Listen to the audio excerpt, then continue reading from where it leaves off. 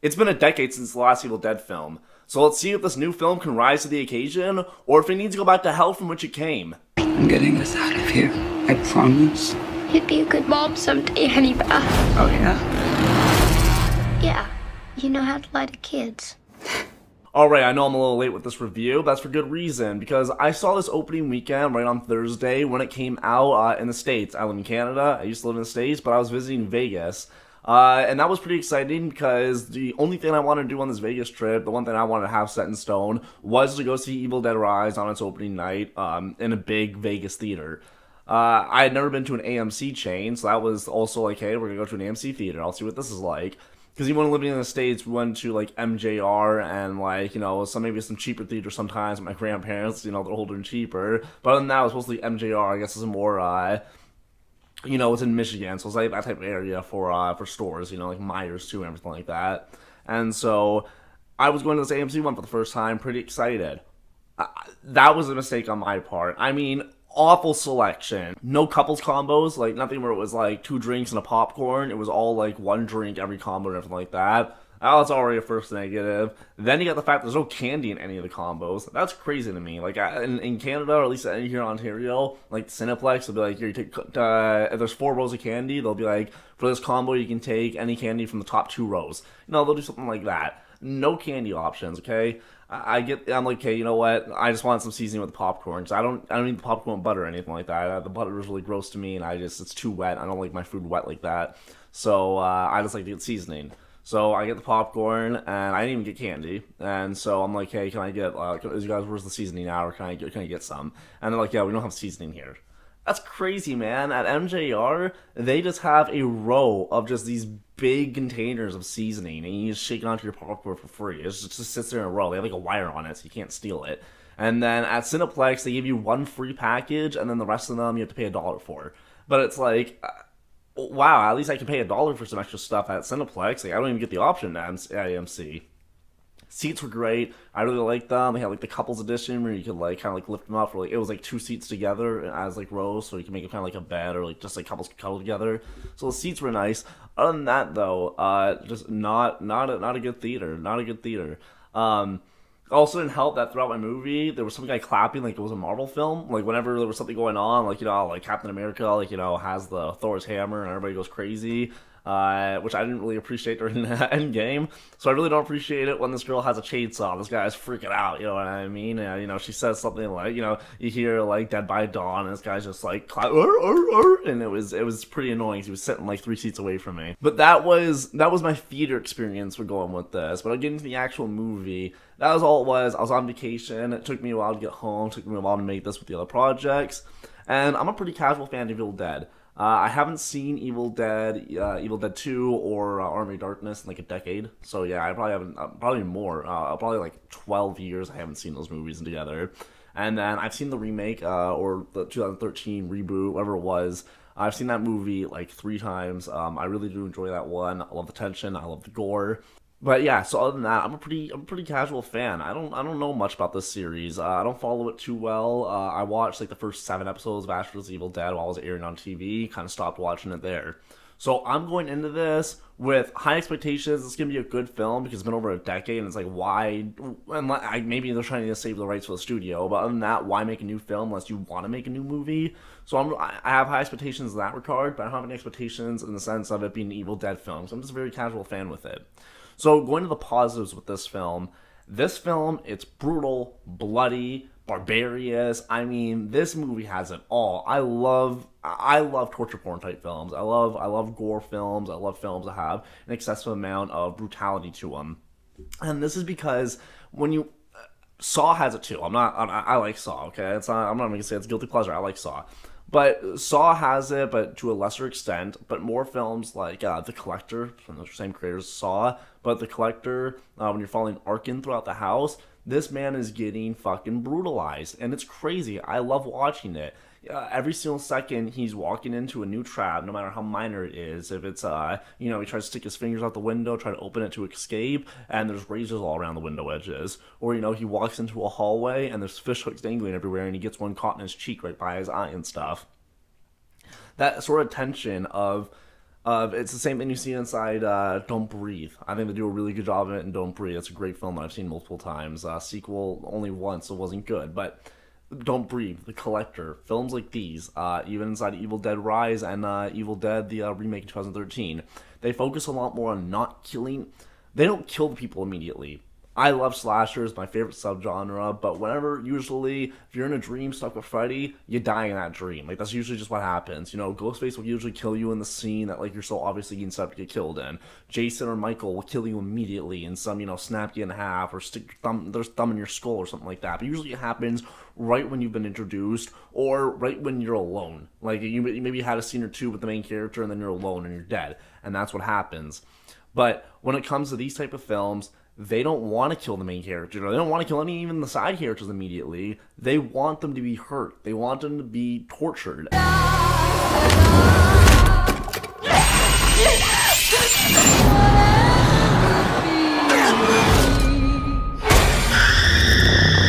And the fact that that happens, there brings in two types of tension that comes in with this subgenre that you really don't get with any other type of horror film or any other really film, I don't think, which is the fact that you don't know when they're gonna die. The prolonged fact that, like, usually you know the person's gonna die immediately, and it's like, oh, I don't want this person to die because I like them. So that's where the tension comes in. But with these type of films, you can actually kind of lack some character development because watching them try to get out of the situation constantly over and over again, that's when the tension comes in. Because it's like, he might get out of here, but he might get out of here losing a finger. Or, you know what I mean? She might get out of here with a knife stabbed into her shoulder and she can't move that arm for the rest of the movie. It goes into the point where that type of tension, that's something that you really can't replicate inside another film. I love that. So that is something that this film does really, really good. I was at the edge of my seat a lot of the time wondering if this person's going to die, and if they don't die here, like, how are they going to make it out alive? Or, like, what are they going to make it out with? They're going to be gone with they're going to have an arm missing? They're, you know, and stuff like that, where that was really good for the movie. I thought they did a really good job on that. Bringing on to another good fact is Alyssa Sutherland's Ellie. I mean, this woman, she did a great job, pretty much. If Bruce Campbell has to carry Evil Dead 2, this woman's really carrying this new Evil Dead film, just with Evil Dead Rise, just with her presence as really the only Deadite for the most of it, because usually when watching Evil Dead film, it becomes this infection where people are almost turning into, like, demon zombies. You know, they get blood on them, or they get murdered, and then they come back as this type of Deadite, this creature from the Book of the Dead. And so that has always been a really interesting aspect, and it's also been one of those aspects that really makes it seem like you really have no chance to survive this. But in this film, they really keep it to just Alyssa Sutherland's Ellie for the most part, and that was a really, like, for almost the first 2/3 of the film. And it's really effective, it's really strong, she's great at trying to manipulate the children, she's great at just giving off this vibe of being creepy, the movements that she gives. There's a really great scene where you're just looking at a peephole and she's, like, killing all these people all just outside inside the peephole, and I think that's great. So I really enjoyed Ellie. I thought that she was good. Obviously, she's better as a Deadite than she is as a character, as a mother, but we'll get into that later on in the review. But yeah, as a villain, as the antagonist here, that's really just trying to break this family down while she's also trying to literally just murder them, but also psychologically kill them first. I think she does a great job. Here's what she said to me. Open up now. You don't look so good, Mom. Nothing a big old kiss from you won't fix. Now, going on to the mix aspects for this, I'm really, like I just said, this is an infection. It's like a zombie demon virus type thing. But I'm confused on how this film, the virus, does spread. Because I thought that they were doing this thing.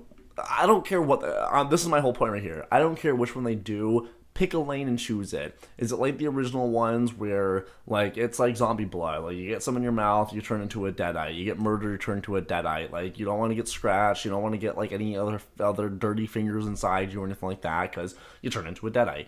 So that makes sense. We'll go with it. Very overpowered, but again, that's like, it kind of adds in a new layer of hopelessness. We go to this one. Now, you can still have, it doesn't mean you can't have hopelessness without it, but I thought what they were doing was, in this version of the book, because I'll get to it, but in this version of the book, it's pretty much like the Deadites are almost It's not like you just summon the evil and the evil possesses somebody and then they start to turn on people into demons. And this one, it's like a specific demon, I guess. I don't know. Like, Ellie, Ellie, when she turns into a deadite, the mother, when she turns into a deadite, she turns into one that kind of looks like one from the book, and I guess it's maybe the spirit or the demon from that page of the book. Because even at one point, Bridget, one of Ellie's kids, is talking to her brother Danny, and she's like, "Mom looks like that picture from the book. What did you do?"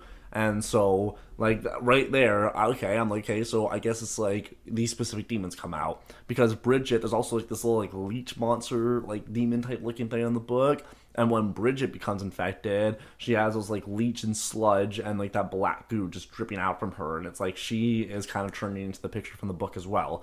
So, and then even at the end of the film, there's a whole big, like all the Deadites form into one big monster, and they start trying to chase after Becky and Casey.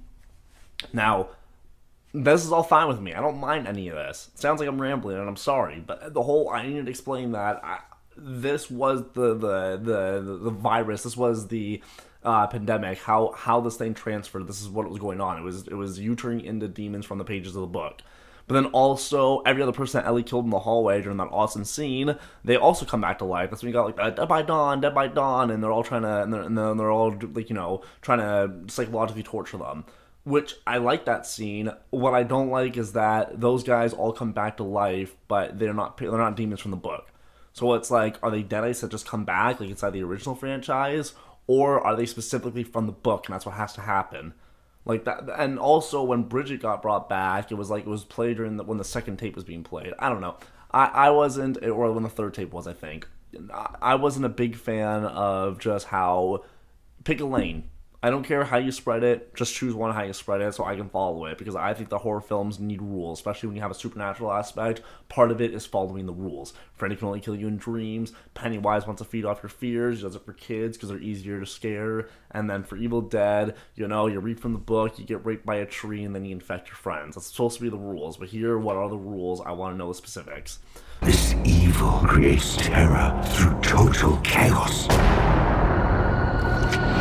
So, moving on to the negatives, this first act, it's way too long. I mean, I'm not the only one to have said this. It is a long-winded first act. I was thinking about this when I was watching it in theaters. I even leaned on my girlfriend and said something about it, because it goes on for, and I wouldn't want to say like we know what you need to hit for an Evil Dead film, because I don't think that's necessarily true, but I do think that what they were doing here was kind of generic. We needed to speed it along.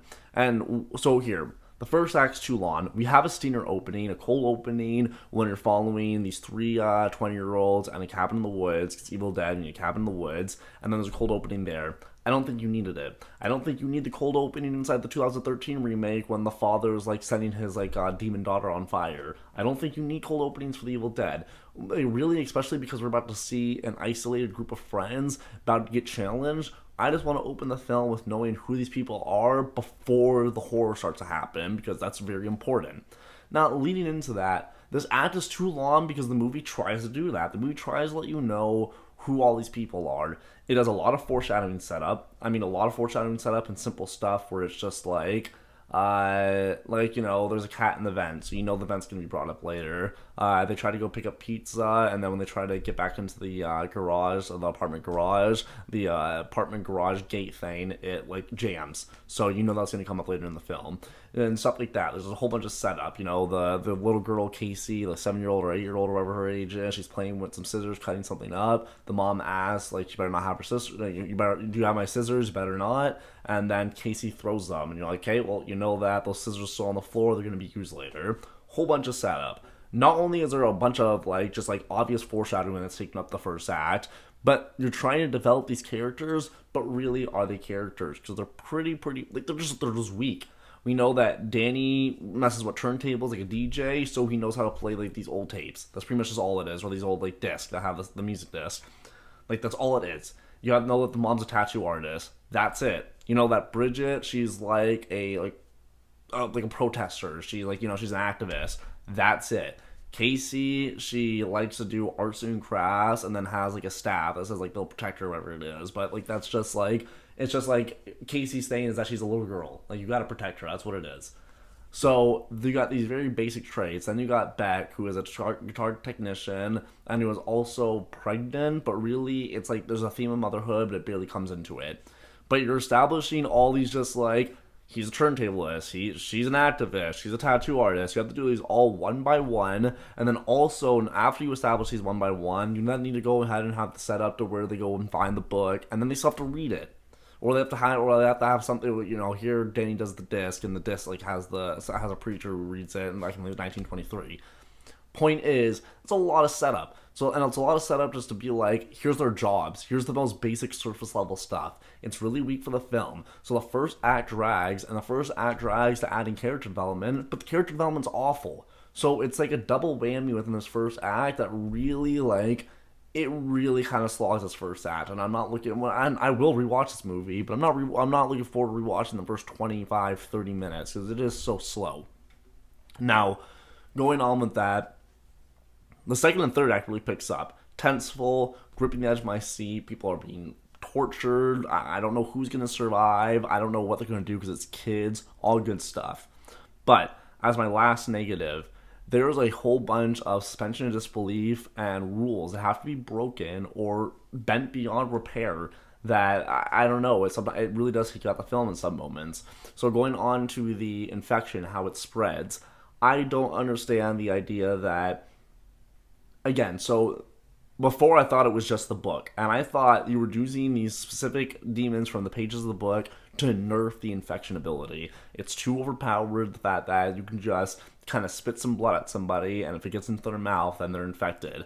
I mean, hey, that's how the infection should work, but it's overpowered as hell. So yeah, maybe we want to go ahead and nerf it just for this movie. This is what this book does. This book is different, hey, different Dragon Balls, they have different powers, different strengths. It all makes sense to me.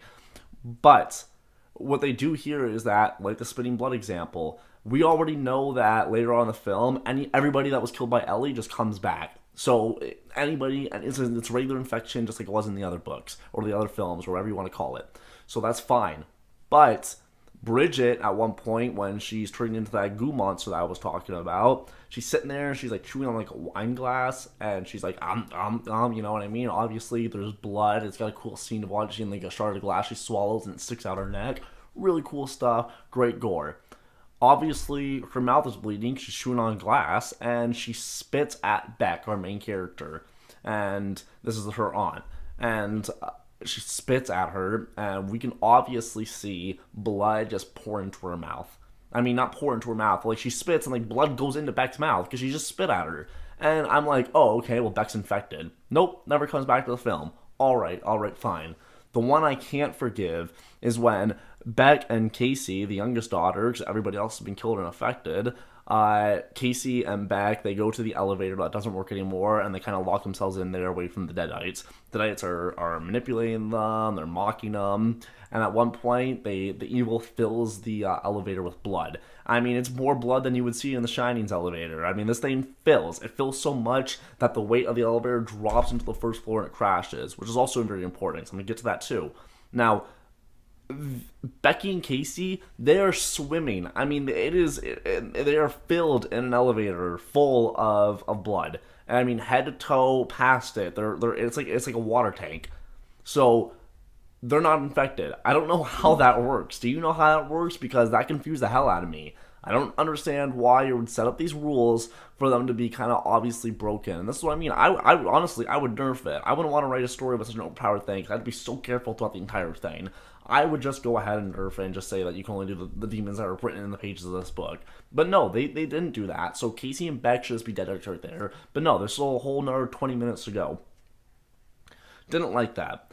Moving on, I don't like the fact that it's like the elevator crashes, right? They do a lot of stuff in this movie to try to make it to where, even though they're in an LA high rise that is about to be condemned, so it's not too popular. It's only like some below middle class families live there. Some poor families, stuff like that. I know all about it. That's not the point. They all live there. I know that not every room is filled. I know not every apartment has somebody in there, but there are other people. We know this because at the end of the film, there's like a prologue that like shows that, or like whatever, I think it's a prologue that like shows that like the senior opening, one of the girls that's going to the senior opening, that's how she gets the infection, is by going into the parking garage, getting into her car, go camping, and then she gets infected then. So we know there's other people in this building. When that elevator crashes, nobody calls the police. Nobody, like, I know they came up and nobody left. Nobody on the first floor or the second floor tried to leave. I would have. There was gunshots going on. A lot of them. People screaming. I mean, it was, especially the elevator. I mean, that had to have, like, rumbled the whole building. That's crazy. So there's stuff like that where it's like, that suspension of disbelief right there that completely just breaks. And I'm like, okay, well, people should have gotten them help. I understand that they try doing a lot of stuff where it's like there's a storm outside or an earthquake happened, so there's like no phone service. The thunder's loud. That's what the girl said. She's like, I couldn't sleep last night because the thunder was loud. You thought the elevator crashing was just what the loudest thunder you've ever heard? Wait, you thought the shotgun blast that was the thunder? Like crazy. That's crazy to me. And so, and like the staircase is kind of caved in, I guess. I don't know if it was the evil that did it or the earthquake. I'm assuming it was the evil, but even then, I would just go down the rubble. I would take my chances with that way before staying up there with all this shit. Like, what's the difference? You're gonna die no matter what. I'd rather die by slipping and just like snapping my neck. Then at least I don't think I'd be infected at that point. I mean, I'm not a fan of what this movie tries to do to make sure that the characters stay or like how no one helps them from the outside. So yeah, like my three biggest negatives are the fact that the first act takes too long. The first act takes too long because it's trying to focus on weak character development, and then after that, when we get to the third act, we've hit kind of multiple points, especially in the third act, that we've had such a good second act and such a tenseful like setup to a third act that when you get to the last like 20-25 minutes, you're just starting to feel like there's a lot of rules being broken, a lot of suspension of disbelief, and it kind of does take you out the film at the end. It was the perfect day. And all I could think about was how much I wanted to cut you all open and then climb inside your bodies so that we could stay one happy family. Overall, though, this film is like a 7 out of 10. I mean, it's a 7 out of 10. I mean, this is a horror film that will definitely have you suspenseful and at the edge of your seat. And honestly, I haven't been scared of a horror movie since I was like 9, 10, you know what I mean? But what's really important is making you either really like the characters so you feel bad or you feel sensible when they're about to die. But that really goes for a lot more other horror films. When we're going to this subgenre of torture porn, or like this whole just kind of like, it's almost suspense porn to me, I think that this is a thing that, like, when you sit down and watch it, you will be wincing, you will be cringing, and you'll be at the edge of your seat because you don't know when they'll die or how they'll die. It's almost a magnified version of like the Final Destination type deaths. So I think that that's a really powerful effect. I think that the film is shot beautifully. I think that it looks great. I think it has a great atmosphere to it. And I think that the Deadites, especially Ellie, do a great job at creeping anybody out. And I'm sure that this could scare, especially, some teenagers, stuff like that. I'm sure this might get some of them. So I definitely do recommend this film. I think you should go see it in theaters and definitely support like the Evil Dead. So hopefully we can get some more of these because yeah, the film's pretty good. I was having a good time with it. Not the guy who was clapping like an otter beside me, but hey, that's not maybe one day I'll be able to go to a horror film without someone being a complete asshole. But we'll figure it out. Maybe one day. So yeah, I definitely recommend Evil Dead Rise, and I think that you guys should go see it, especially if you have nothing to do this weekend. Mom? Mommy's with the maggots now.